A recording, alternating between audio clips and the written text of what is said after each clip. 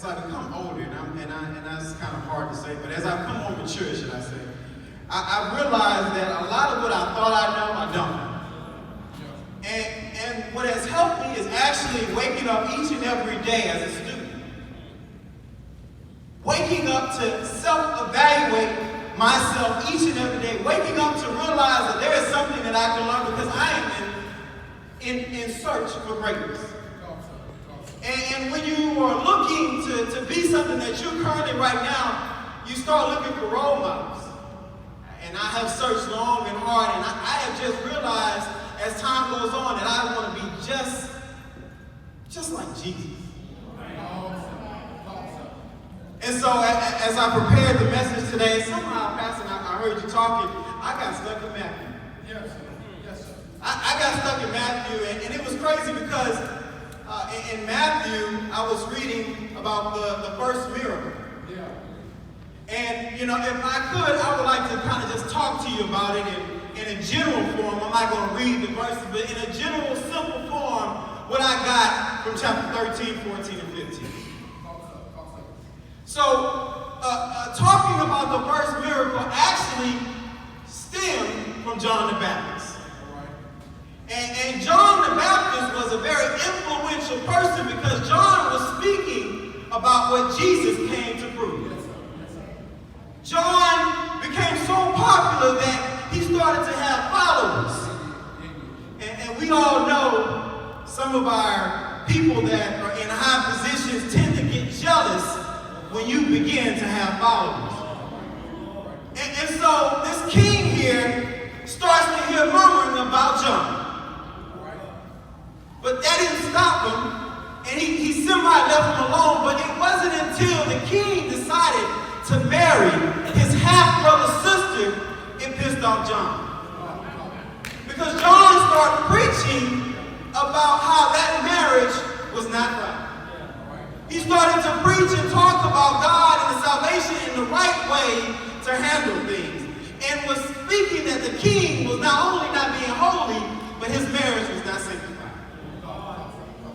And so during this point in time, the king decides to capture John and imprison him. And I dig a little deep because in some of the history books that give you a little bit more, and realized that when the king captured John, he actually spent some time talking to John.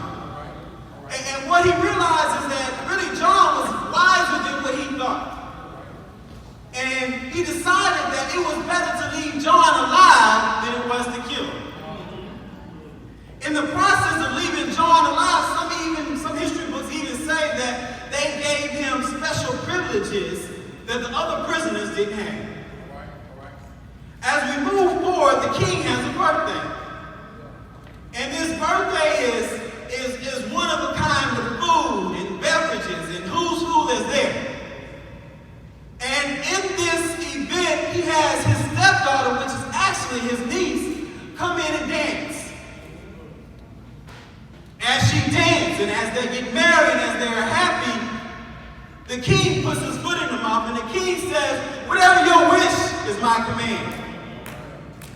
Fellas, how many times we know how we get in trouble by putting our foot in our mouth?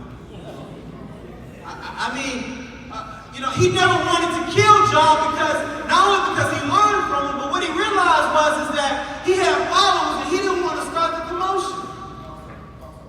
And so, because now the king is in front of all these people,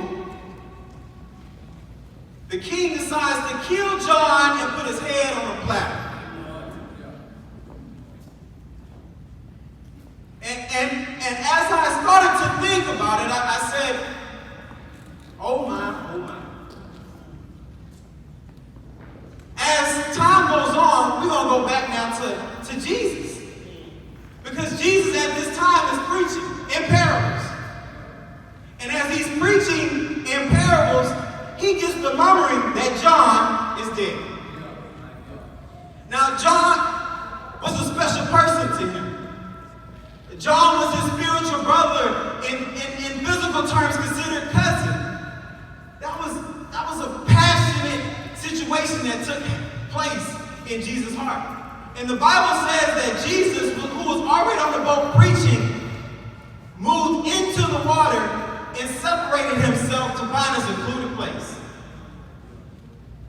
And as he was moving and trying to find a secluded place, the people that he was preaching to started to walk on foot to follow him.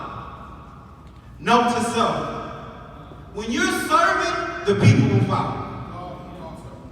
When you're serving, the people will follow. As Jesus finds this secluded place, he gets from the boat and he realizes that he sees a sea of people, almost 5,000 people.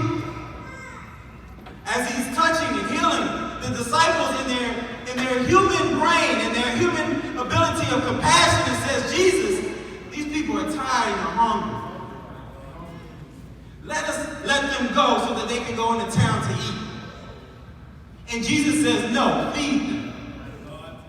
And there goes the miracle with 5 loaves and 2 fish. But I want to get to my first point here, which is, isn't it amazing how at Jesus' lowest point, he was still willing to serve.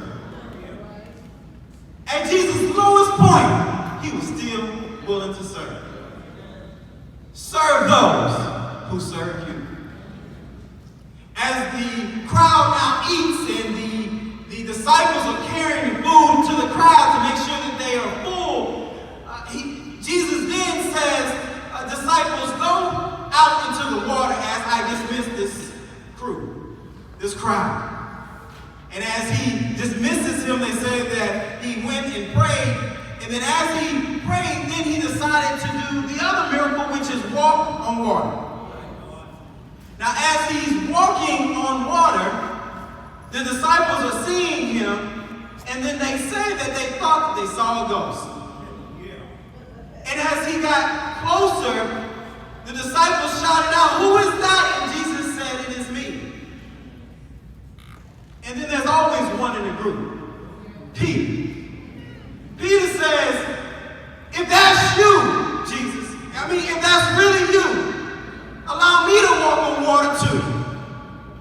Now, I'm going to be just honest, and this is where my human aspect comes in. Peter, who are you? Haven't you been with me as I've been saving lives?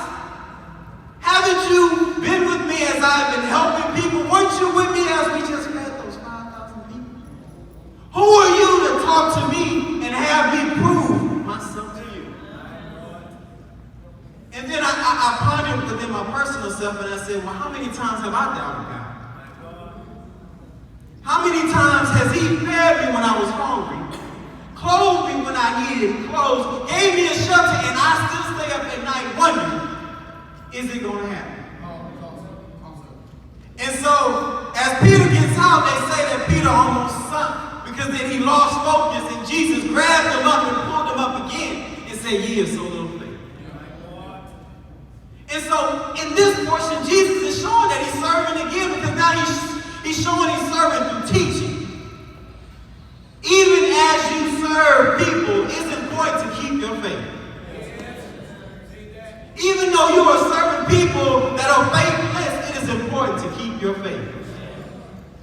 And so as the chapter goes on to 15, they get to another place, and then the disciples are at work, and then the Pharisees come around. And the Pharisees say, "Jesus, how do you allow your disciples